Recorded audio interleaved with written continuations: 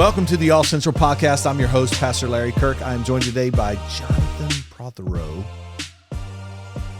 from the great country of Great Britain. You're getting better and better at that surname. Yeah. Well done. Jonathan Prothero.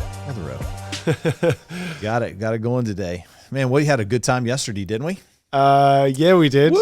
It's always a good day. We got to go out and play. We got to play golf yesterday. Play golf. It was so much fun, but for a good cause. For a great cause. But before we get into the cause, Larry's game, it's getting there. It's getting there, and the key is not to practice. Because you haven't played in about 4 months. Yeah. But you managed to do something that the marshal said he has never, ever seen before. A man who works on a golf course all day. Yeah. All day. He looked and you said, I've never seen that before. And that was me leaving my driver on one of the holes. Now I'll come with a caveat with that. The only reason was because I like Jonathan's driver better because it's way newer. Mine is junk. And I was like, I need to try that. And so I just threw mine down. I just tossed it. Like I was throwing it away. I was getting ready to go. Everyone blames the equipment. I can't hit it as far as you because you've got a better driver. But then you stepped up and hit my driver and hit the drive of the day. You smoked it down there. That's true. I was hitting the ball pretty good off the tee yesterday for a change. Yeah. I take 50 yards off my drive just to get it to the center of the fairway, but it gets to the center of the fairway yesterday. It did a lot. I did quite well yesterday. Put us in play many times. It's good. It always feels good when you can contrip to a few shots here and there. It's true. A scramble. It's true. But no, it was for an awesome cause, raising money for a couple in our church. Yeah. And so, who are in need. So that was great. It was great. I'm not going to tell you who the weak link was in our foursome, but... Yeah, Jeff. Oh, man, I hope Jeff doesn't listen to the podcast. We'll find out. We'll find out. Yeah, that's kind of a test, right? It's going to be a test to see if he actually listens to if our staff listens to our podcast or not. Jeff Linton, by the way. We were so excited because he got to tee up from the senior tees and he bombs it. And he does bomb it. And he bombed so it much yesterday. Okay. Anyway, enough about golf shenanigans. That's right. Man, what a great speaker we had in this past week, Pastor Aaron Burke from Radiant Church, Tampa, Florida. Yeah. If you don't know who he is, you're hiding under a rock somewhere. Get onto his social media. His social media, we got to meet Brandon, his social media guru as well, who is killing. Brandon's awesome. It's absolutely killing it. But what a great message. So, I think we were going to sort of deep dive into some of the points and thoughts. Yeah, we are. It was a good story of Joseph, and he actually has I don't have a book with me. So this is not good. I should have brought the book in. The Unfair Advantage. Yeah, Unfair Advantage. Aaron Burke. Yeah, I should have showed that to you guys, but I don't have it with me. But really good book, and it's all about the life of Joseph and what he had to go through. And a lot of it stemmed from a statement that he was praying about for a particular person that he knew in his life, that there was just so much unfair stuff that happened to her that he was just crying out to God for that person. Like, God, so unfair. And then God spun that around. Well, wait a minute. I take unfair things in people's lives and I make it good. Yes. This is working for her good. Right. And it was boom. It's a powerful moment. The whole book birthed out of this one encounter. God acknowledging what Aaron felt like God was acknowledging. It is unfair. Yeah. But totally. It's to her advantage, I think was the word or phrasing that he used. That is correct. And I thought, that's exactly true. Think about that. Yeah. Think about that. Because there's how many times, I'm not going to out you right now, but we just talked about something just a second ago. It's like, God, what is going on here in my life personally? You don't have to say anything. I'm just saying it is unfair. You know what I'm saying? It is come on. Right. What's going on here? Yeah, we've just been having a week. It was just it was yesterday was Tuesday and I was already losing it. One thing after the next, we woke up and there was flooding going on in our basement and all sorts of stuff. one thing after the next, IDs getting hacked and, it just felt like I actually I was in the bathroom, Amanda was behind me, I'm picking up all of our wet clothes and things that are underwater. Yeah. I threw something down. I said, God, we tithe like a spoiled little child. Yeah. Like that's the reason we tithe, so that this doesn't happen to me. And of course it was joking, but it was also a little bit of truth in there, like just letting it out. We've all done it though. That's the thing. Yeah. We've all done that. We've all felt that. Right. Even if we haven't expressed it in that moment that, we know, your mind goes there. Right. Like, God, aren't I righteous? Yeah. I just read the Bible all week and you're, you know what I'm saying? Yeah. I'm a good person. Yeah. I do. I'm a good Christian. I serve you. I don't deserve this. It's unfair. Is that thing that we all want to say when things aren't going our way. Yeah. Be childlike, not childish, right? that's the. Oh, you're calling me out. No, I'm calling myself out it's too. true. You know what I'm saying? Yeah, there's moments where we're so childish about stuff, and you're like, you look back on it like, oh man, that was so childish. So childish. It's amazing that God can still use us. Amen. Right. Amen. Amen. I mean, the childness lasted for 5 seconds, and then I was just. Then you kind of just laugh about it. What else can you do? Otherwise, you're going to get frustrated. But that's a silly example. But then there are things that really do go wrong where it's much more serious. Like this woman he was praying for, like really big things she was dealing with. It's like, no, this is really unfair. Yeah. This isn't just like an annoyance or an inconvenience for the day. It's kind of like going into the story that, Aaron talked about, the story of Joseph, and it's not that Joseph did anything wrong. Yeah. As a matter of fact, he did a lot right. Yeah. And he talked about that, which is a story that you and I have unpacked before. Mm-hmm. Actually on stage, I think together one time we talked about how Joseph went from the pit to the platform, that kind of thing. And prison to the palace. Yeah, prison to the palace and all those catchphrases. But the in between is and how he reacted to those things and how he lived his life in the midst of that. Did not seem like too childish. He didn't have too many childish moments going through all of that unfair stuff that happened to him. No, the worst you can accuse him of is in the beginning as he shares his dream. Yeah. I think he uses the word "me" about 10 times. But wouldn't you think that was just such a young person slip up? Like, totally. What if you were a young person and I can't remember what was the age that he had that dream. I think he alluded to that, didn't he? Yeah, he's a teen, probably teenage, 17 or something like that. I mean, you have a dream that, one day your brothers, your siblings are going to bow down to you. Yeah. I mean, be quiet about that. Yeah, right. But there's no wisdom at 17. Like there's zero. There's just zero wisdom at 17. Right. Like I'm gonna tell everybody. Yeah, this is gonna be awesome. And it's not even like we're all self-centered at that age. Sure. We all have to deal with it. But it's the length of time he sits in the unjust and the unfairness. Yeah. I think that's the convicting thing. I struggled with it for 2 days. You know what I mean?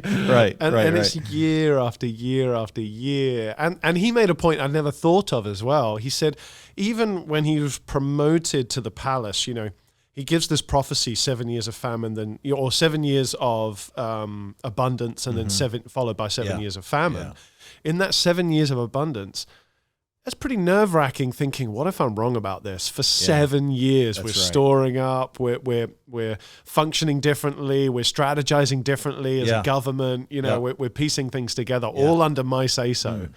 And for 7 years, even out of the prison, he has to be super humble and trust God that he is right about this. I would be terrified. That's pressure, man. That's a long time to be under that pressure, wondering if you got it right or wrong. Yeah.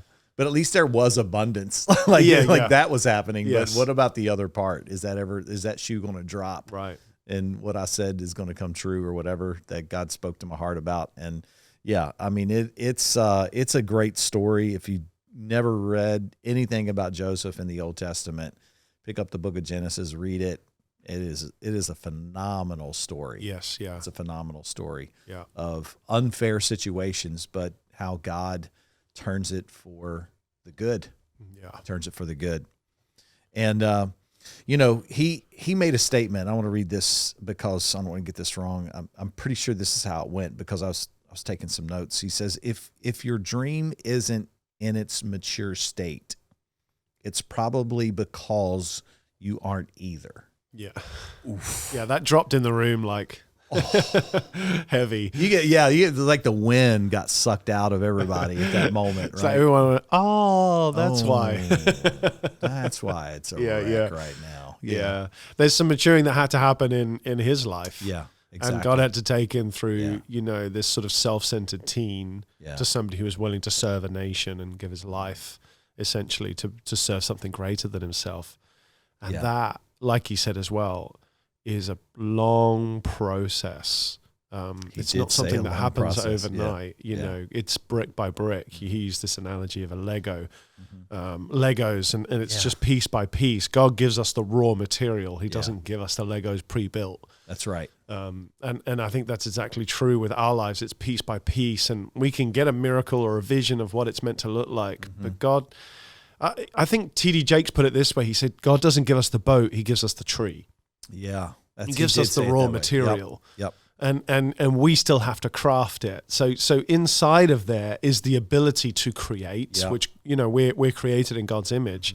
So we have the ability to imagine a tree as something else, as a vessel to take us all around the world. Yeah. But it still has to be crafted and honed, and there needs to be understanding about how to use wood in a certain way and to craft it and to piece it together, and that takes experimentation. It takes years and years and years of wisdom and knowledge and understanding and work and craft and mastery. All of these things have to come together to find a finished product. Yeah. And we're no different. Yeah, it's true. It's true. It's like you wanna be an oak tree, but he gives you an acorn. Yeah. And then you gotta take that acorn and you gotta plant it. Right.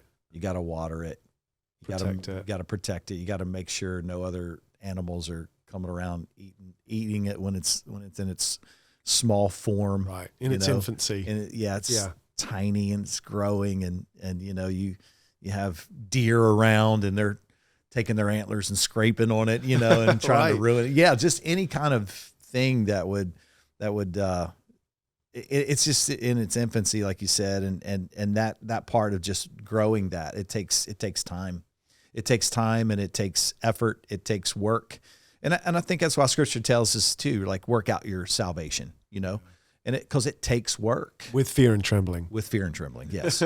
But it takes work, not working for your salvation, but working out your salvation. And I think a lot of people that would get a dream like that or have a goal like that, which is great. I think it should be a vision, a dream that's in your heart that you want to accomplish.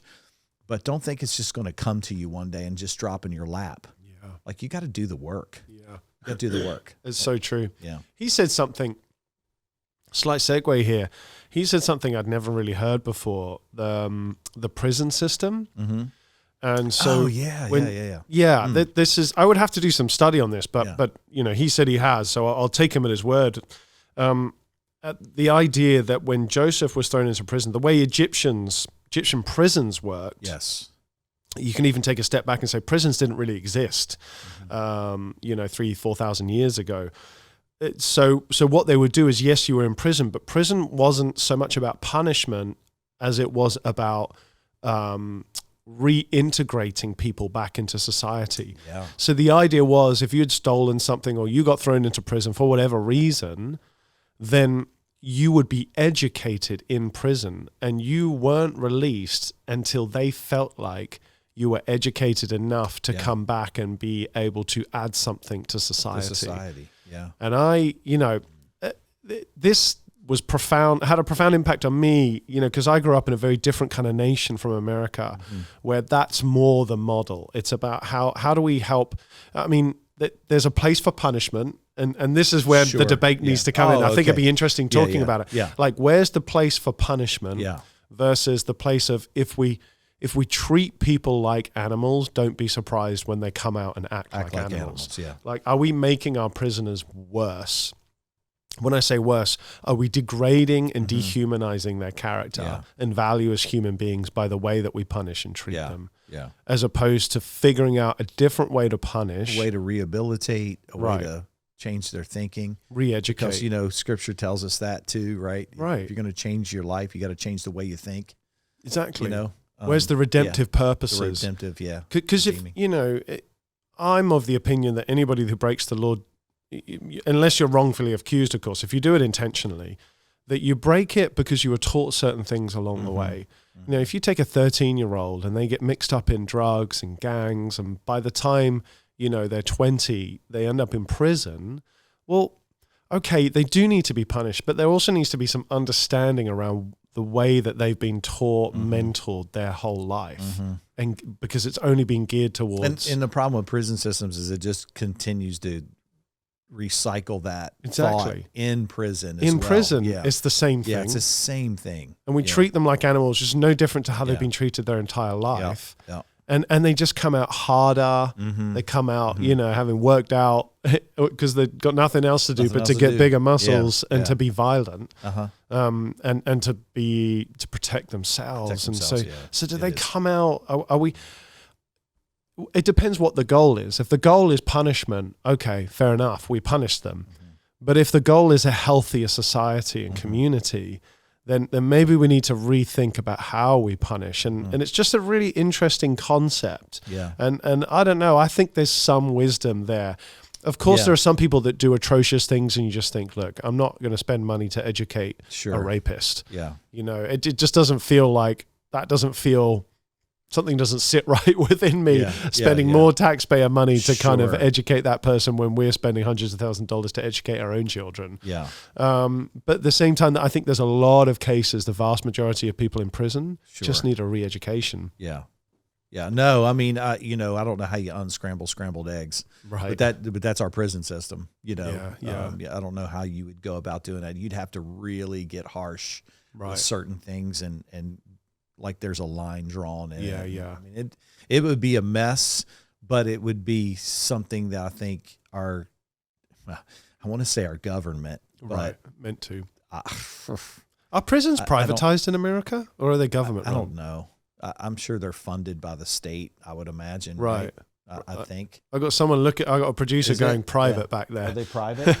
I guess there are funded federal states. Federal, yeah. Right. Federally. So there's probably both. But the reform, to reform prison. I think would be huge. Like, again, this isn't a big sort of, don't hear this as a big sort of slam on Americans, but no civilization in history has ever incarcerated more of its own civilians than America. No question. Yeah. And that's an unreal statistic. I guess some of it would be, some of that I think would be the amount of people that we have in this country. But percentage-wise, we still are the top. Like, it's not even close. Yeah. It's a big margin. Yeah. But I mean, it's slightly off topic talking about Joseph. It just made me think about how do Christians get involved in helping, reform people, which is what we're doing, right? This is what Jesus was all about. He was about taking the crook and the prostitute and the person who broke all kind of moral code and law and said, you know what, that there's a place if you are willing to open yourself up to change. And that's what was so unfair about Joseph's is he didn't do anything wrong. He didn't do anything wrong and still was thrown in that situation. That's such a hard thing when you do the right thing and it gets worse. Right, exactly. When you tithe and your basement floods. Yeah, or your car breaks down. Your transmission goes up. I just talked to a friend of mine the other day, and he just bought this truck maybe 2 years ago, and his transmission went up on it. Brand new truck. $6,000 he had to pay for a tranny. Transmission. Yeah, that's a whole different terminology nowadays, right? Transmission. Yes. The thing that shifts in your vehicle. $6,000. He's bought a brand new car, and 2 months later, he's pouring $6,000 into the brand new car. No warranty? No warranty on it. No, he bought it used, but still within the mileage was right on it. It just went up. He had to pay $6,000, and he's such a person. He is so detailed about stuff and giving. He tithes. He's a generous person with his life, like everything, and yet it's unfair. It's just unfair, right? It is. It's unfair. It's so unfair, and And I think there's a place as well in the unfairness. I really think God is okay with us being a little bit angry. Yeah. Tim Keller shared this the other day. I don't know if you saw this. No, I did not. You just said Tim Keller who passed lately. Passed away. But it was a video, obviously, he shared, and it was thrown around the internet for a bit. He said he never understood Job until one of his mentors said, he didn't understand Job because at the end of Job, God says, hey, Job, look, in all of this, you didn't sin. And he asked the question, well, hold on. Didn't Job basically accuse God and get angry with God and, kind of throw a tantrum like Jonathan did a little while ago? Right. Like, what I mean? Like a pity party. Like, didn't he sin in that regard? And his mentor said, no, being angry with God is not a sin. Ignoring God is the sin. If you think of sin as that which removes you from the presence of God, to be angry with God is actually to engage. It's like Jacob wrestling and just saying, God, I'm not letting go till you bless me. That's right. Yeah. And so I think it's okay. God can handle the anger. God can handle the frustration. But when we go silent on God or when we just remove our presence from God, I think that's more the danger than being upset with him. Yeah. Man. It was just a thought I had. No, it's just good. I mean, Tim Keller, good Lord. He was so good, man. Yeah, he's brilliant. Oh, my gosh. Miss him. He's sorely missed. You can go back and look so many things that he did. There's just so many incredible interviews he's done and so much wisdom and just insight on things like that. And unfair. It just feels like he died before. He had so much to give, it felt like, but obviously to give, and he was retooling all the time and rethinking things through and provoking. Some of his books have been really provocative, but in a helpful way. That unfair thing is really interesting. But philosophically speaking as well, I think it's worth talking about. To say something is unfair or fair, I think is the same language as something that is just or unjust, right? So I didn't deserve this. This is unjust has been done towards me. The scales are out of balance. When we say something is unfair, we're saying something is tipped the wrong way.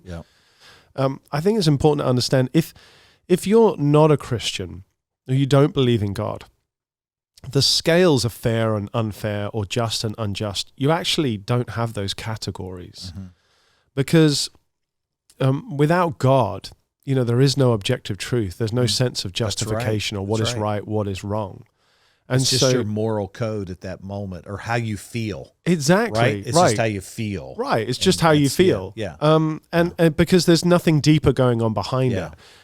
So I always find it encouraging when I find something that is unjust. I actually find that as part of the Holy Spirit in me going, there's something about this that's broken. And I'm recognizing that because of the Spirit that dwells inside of me. Yeah. If without the Spirit, I have no justification to say this is unrighteous or this is righteous. Yeah.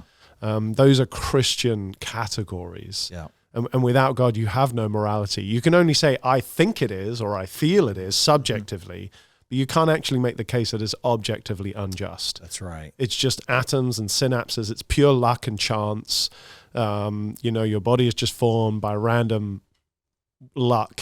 Yeah. And it'll disappear when you go, and that's it, But the Christian believes in something behind it as well. And so I've always taken encouragement when I've found something unjust to go, actually, that's actually part of God awakening what should be right inside of my heart. Yeah. And it's okay to have a righteous anger about things that are unfair. Oh, I would think so. Yeah. Yeah. I mean, I would think so just from what we've seen, the atrocities recently in our world. Yeah. Right? Yeah. If you're not angry about that, there's something wrong with you. There's really something wrong with you. And if you're, again, I don't want to go back to that podcast that we just did, but it's just, that kind of unjust atrocity that we witnessed in all of that is if you can't get broken over that or you're celebrating the fact that you're, now that was done because of over here or like you are short of, I don't know, you're a wicked person. Yeah. I'm just going to tell you that. You are. You really are. You're a wicked individual because nobody celebrates that. Yeah. No one that has a conscience or even just a heart for God that would ever celebrate anything like that. Yeah. I just can't. Oof. It's a dark vitriol sentiment to celebrate innocent, like you said, innocent blood. Innocent. That was shed. Yeah. They're not, anyway. Yeah. I don't want to go down that path. Well, again, you should go back and listen if you haven't to last week's podcast where we do discuss sort of the war in Israel and just, I guess, a Christian perspective on how we're meant to hold all of these things. Yeah. But I mean, back to Joseph, that things go awry for him and it's just not fair. Like the things that don't go well for him is he shares a dream and the people who are meant to love and protect him the most. Throw him in a pit. And can anyone relate? Like anyone? We're cruelest to the people we love the most, aren't we? Yeah. Like we're vicious with our words. It's true. I've been that way with my wife and kids at times, having a frustrating time at whatever is causing the frustration and you find yourself taking it out on them with your words. Yeah. It's like, wait a minute, Larry Kirk, they're not the problem. Yeah, You're the problem. You know what I'm saying? I'm the problem in that moment, and it's just something where, why do we do that? Why do we take all of that, whatever that's frustration out on someone that we actually genuinely say we love? Yeah. And it's just easier. There's no pushback in it to a certain degree. You know what I'm saying? They're going to love you anyway, but it's still too comfortable to do that. We shouldn't be lashing out in moments like that, right? But yet the brothers do. Right. Now to defend the oldest, is it Reuben? Is Reuben the oldest in that story? Yeah. Yeah. I'm going to go yes. Yeah. So Reuben is, if he's firstborn, then he has a responsibility over the whole family. Right. And so in firstborn, if they decided to kill Joseph, that would have been on him. Yes. And he did not want that. Well, he's the one that speaks out, doesn't he? That's exactly right. And he's the one that says, no, let's throw him in a pit for a little bit and try to figure out what we need to do here. Right. It goes from murder to selling off into slavery. Which is, I guess, the mercy of... I mean, it's better. Yeah. Obviously, this is the plan of God for Joseph. But Reuben has some sense of, wait a minute, we probably shouldn't do this moment because of responsibility. Well, do you think it's the responsibility or do you think it's just a self-preservation thing? Both. Yeah. I think it's both. I think anytime a firstborn, you have responsibility. Like I'm firstborn in my family and I feel responsible for my family. Mm. You know what I'm saying? Like if something happens. I don't know what you're saying. I'm a middle child. You're right. Never mind. We just got ignored. Yeah. As Shane Willard always said, firstborn gets justice. Secondborn gets mercy. So John gets mercy. I get the justice. I'm third. We just got ignored. But you're still secondborn. You're considered, down. You still get mercy. Right. But I get the justice of everything. So that means the responsibility's mine. So if something happens to my parents, well, I'm going to take the responsibility of what I need to do with their estate, with their things, so I have the responsibility of doing that. Right. And it's in a sense that's biblical, Yes. And so in moments like that, I would think he would get the justice if something happened to Joseph where his brothers decided to kill him and dad found out that it would not go well for him. Right. And of course, at the end of the story, he's at Joseph's mercy completely. Completely. It's such a turnaround. Well, Joseph was shown even mercy in moments there as well, like with God working in that moment. And so God did something in him, obviously, at the back end of that to show mercy to his brothers, where he could have been visceral and had hate in his heart toward him for sure. Right. But yeah, I think with moments like that, in that when they threw him in the pit, it's that moment of we can't. There was just a deterrent there. Yes, with Reuben. Yeah, there's definitely conflict inside of his I could be heart. wrong. Yeah, exactly. There was also He also drew another insight out, which I kind of heard before, and parallels between Joseph being sort of a picture of Christ. This idea of when we read the story, we tend to identify with Joseph, like, oh, unfair things have happened to me. And he said, actually, for most people, we're not Joseph in the story. Joseph did nothing wrong. Yet we often can't say that of our lives. If you listen to the whole message, you're like Joseph through the whole thing. Yes, yeah. Right? You're thinking you're Joseph the whole time. Yeah. And then he drops a bomb right in the middle, and it's really short. Yeah. And it's a beautiful little insight, this idea that we're actually the cupbearer, we're not Joseph. And the one thing that he asks, he didn't say this, but I thought the one thing that Joseph asked was, remember me. And I thought that's such interesting that he drew a parallel between Jesus and this sort of idea of remember me, and then Jesus's last interaction with somebody who was another prisoner looks at Jesus and says, remember me. And there was mercy wrapped up in there. One on the cross. Yeah. Remember I was like, oh, you missed a trick there. You could have. Yeah. But there's a beautiful parallel. This idea of somebody who did nothing wrong ends up in the darkest prison only to free the prisoner who has done something just like wrong. Jesus, man. Yeah, just like Jesus. Yeah. And that was a great insight, beautiful picture. Really good. Kind of this foreshadowing, if you like. Yeah. That was such a good analogy. Yeah. God, that was so good right there. Yeah. I was ready to come out of my seat right there. I was like, so good, man. I just never saw it that way before. Yeah. I mean, I knew Joseph was a quote unquote type of Christ, right? You know, that kind of analogy or thought. But that really sealed the deal. Yeah. You know, it brought it home in that moment. Right. Just offering for, like, just remember me when you know, but elevates him and sends him on his way, and nobody remembers Jesus. Yeah, exactly. And maybe there's another parallel there as well, like with the cupbearer, like God forgives us of our sin. How often in moments of unfair or unjust do we forget that? Boom. We just, that goes out the window immediately. Yeah. You know, it's the perspective thing, isn't it? Like that's what Amanda said, you know, with all the water that was going on, she's like, in perspective, this is a couple days of hassle. Yeah. You know what I mean? Compared to what's happening in Israel or in Gaza right now, let's just hold the perspective and go, hold on, we are ridiculously blessed, unbelievably blessed. Yes. God has saved us. God has delivered us. Jesus has he's brought us out of the prison. He's given us new life. Let's remember. Remember that, because as soon as he leaves the prison, he forgets. The first day one. Forgets. As soon as I'm in traffic, I forget. That's why I have this little, somebody bought this for me from the church. And I have this little Jesus guy hanging from my mirror. The conviction. Yeah. And it captures, like, Jesus is pointing, and it says, "I saw that." You know what I'm saying?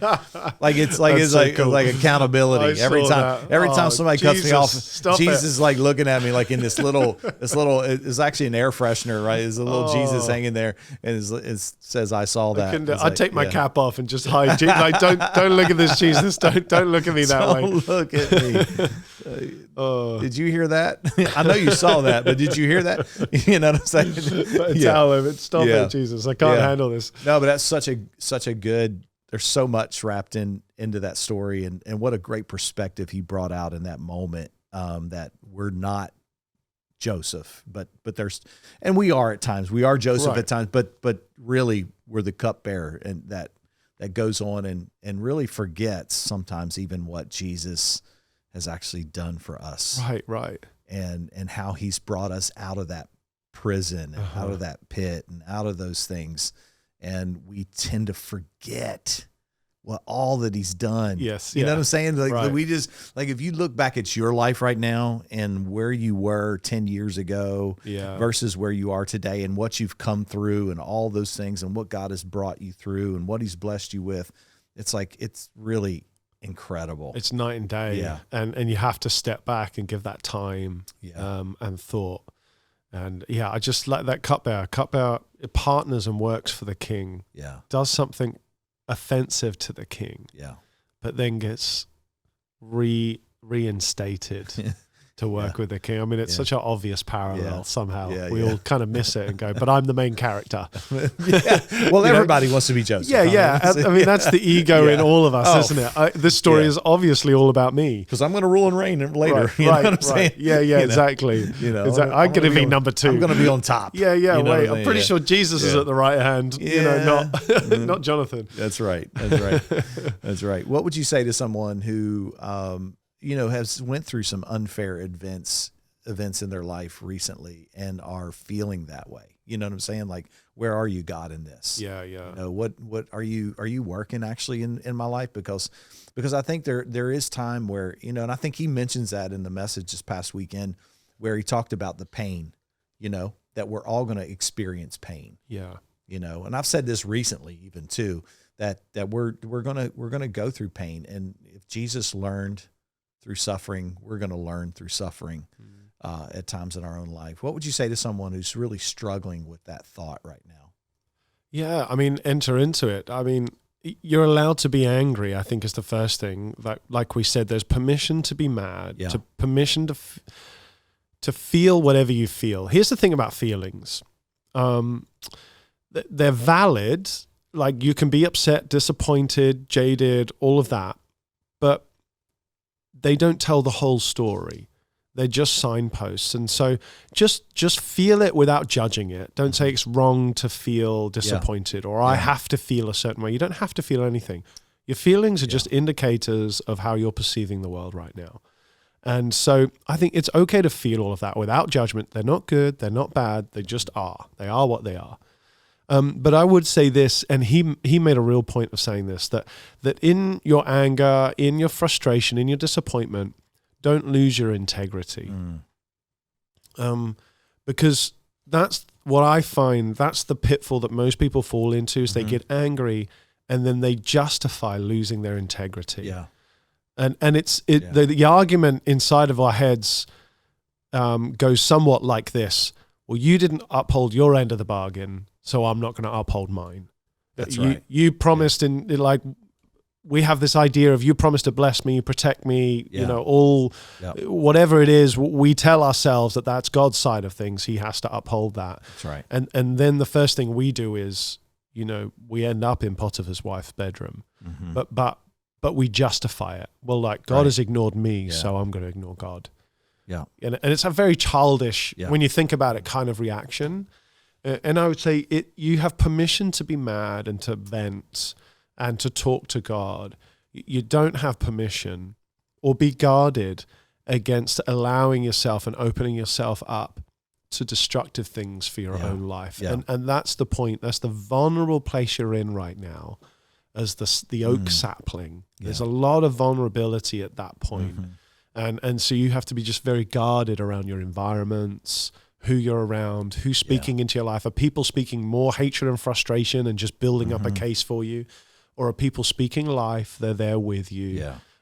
So that's what I would say to somebody right now. If you're feeling that, you're allowed to feel it, but guard yourself and guard your environments. Yeah. He made a statement to that, what you're saying. He said, trusting God is trusting God's timing. Yeah.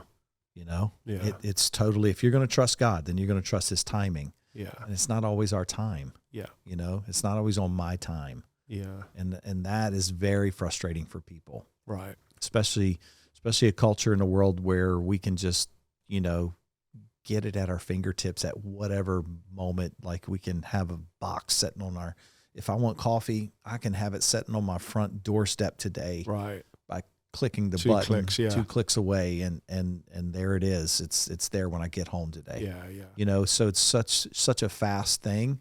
And I know we talk about that ad nauseum, but it is in our culture. It's ingrained in particularly our Western culture that is just there, that there's no patience in the timing of God's plan for our life. And so over seasons of time, we get frustrated and like you just said, we have something unfair that happens to us, and it feels like it's the end of that plan that God has for us. And we take a step back, and it's like, man, God, I thought you were for me, apparently you're not. And, you're against me, and we become the victim. Yeah, we're the victim, and that victim mentality is huge in our world. We play the victim when we should be the victor. Yes, yeah.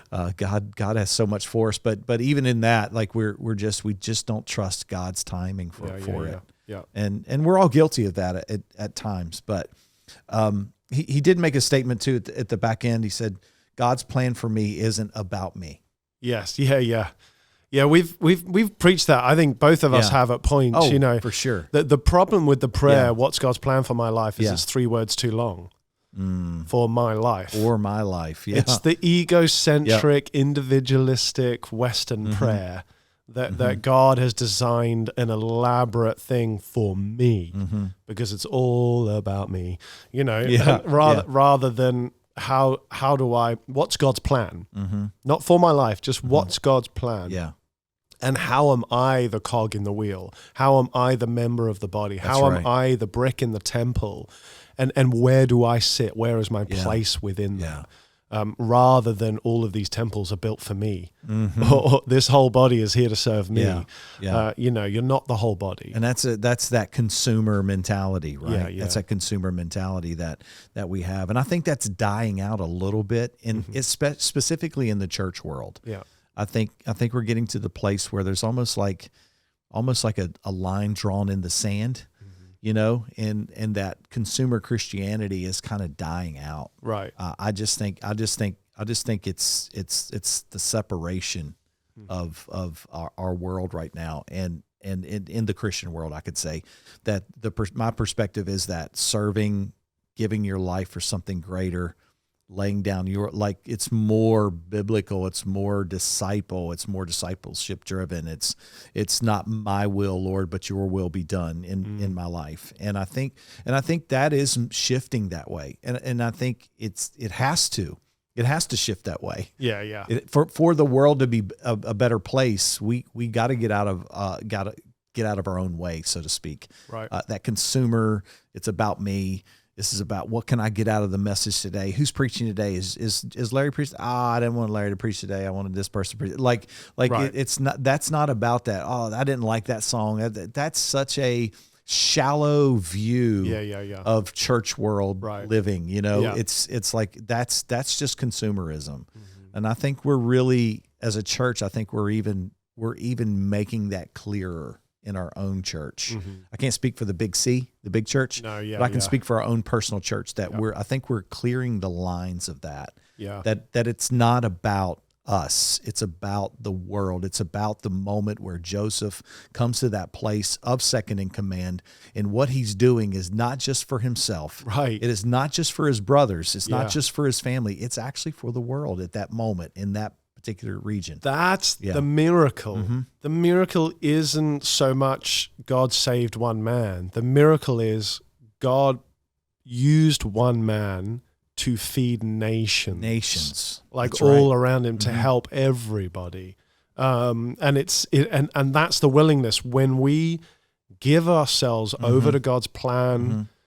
That then we find our lane within that plan, and we can do incredible things individualistically, but not for us, not for our own glory, not for our own, to have a bigger mansion or a bigger house or more cars or anything else. The idea is to serve people, to bring God's kingdom here on earth as it is in heaven. That's the goal at the end of the day. And I think you're absolutely right. I hope we're moving away from consumerism as a whole in Western church and Western thinking. There's a great book written by a Japanese theologian called Love Walks at 3 miles an hour. Or Love is 3 miles an hour, which is the speed of walking. Okay. And it's just this idea of slowing down. I'm actually getting ready to do a whole talk on, the ruthless elimination of hurry. And just how do we slow down a little bit? How do we stop thinking about what I can get out of this? How does this serve me? How does this entertain me? Which is so much of what you're saying, what church is about now, right? Yeah. Entertain me, make me laugh, make me cry, make me feel all these emotions, make me feel good about myself so that I can get on with my life. I feel like Gladiator. Yeah, right. Are you not entertained? Are you not entertained? It's almost like that. It feels that way. We're back in the Coliseum, and now we're looking to the paid professional to entertain us for an hour. That's right. And if it's not entertaining, I'll go somewhere else and find a better speaker or a better worship team. Sure. Rather than going, hold on, this is my opportunity here to center my heart, to hear from God, to be a part of something bigger than just myself. Yeah. You know, all the reasons that church exists. Yeah.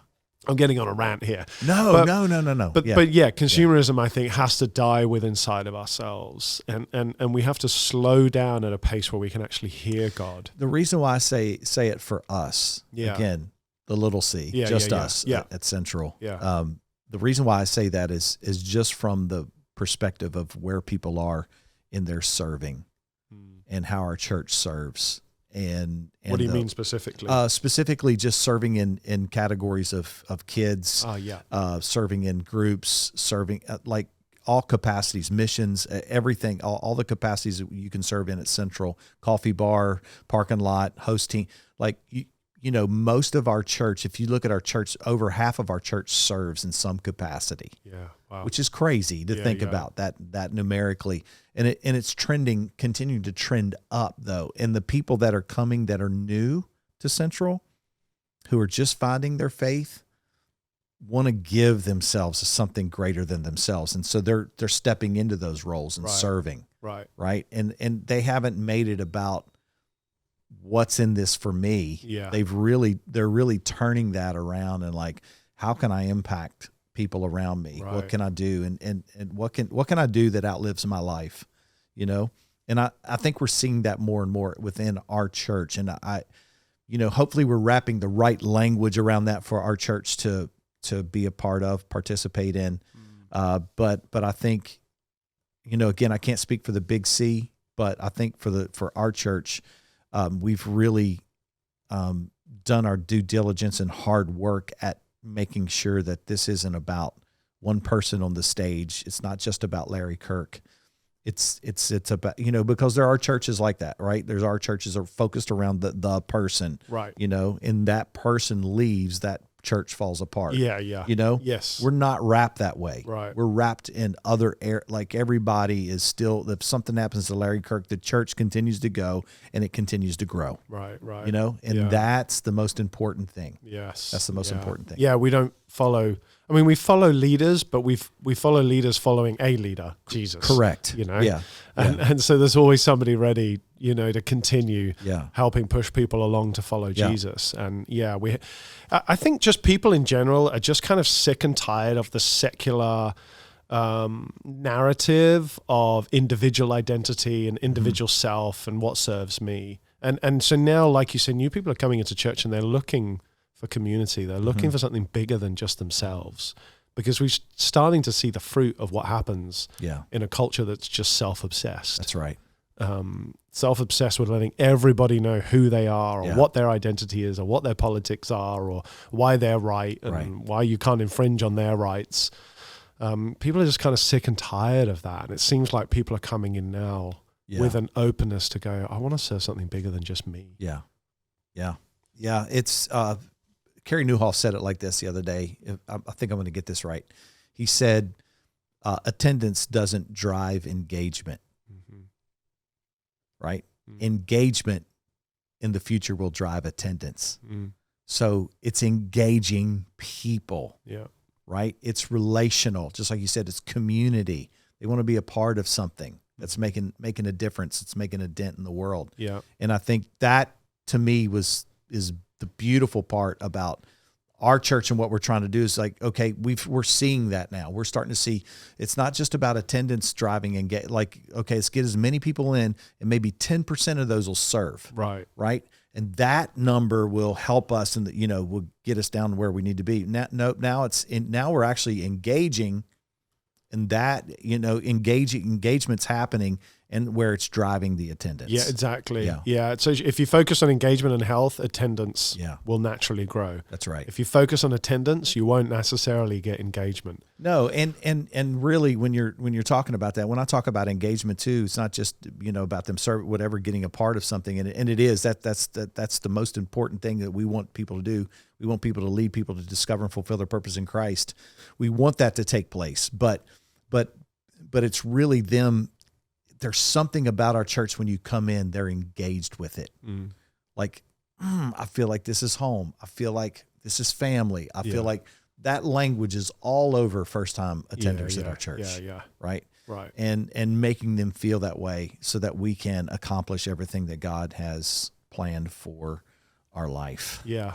And everyone's welcome, just like Joseph at the end of it. He takes the sinners, the broken people, the people who should have loved him but betrayed him. That's right. And he just said, your family. Like come here. Like the house of God, the church is a covering, it's protection, it's family, it's encouragement, it's uplifting, it's challenging, it's irritating at times. But that's what family is. And I think, there's just to draw it back to Joseph, there's this beautiful picture at the end of them just sitting at the table all together, fellowshipping together. And that's again, another picture of the church, in relationship with one another. Yeah, because God's plan for me is not just about me. It's about the redemptive plan for the whole family and beyond. Beyond. Yeah. There we go. Church, man. Mic drop. That's it. I can't drop this one. We'll get in trouble, actually. Alex is looking at me like, don't you dare. Don't you dare do that, guys. Well, this concludes this podcast at this time. We hope that in some way today, this enriched your life.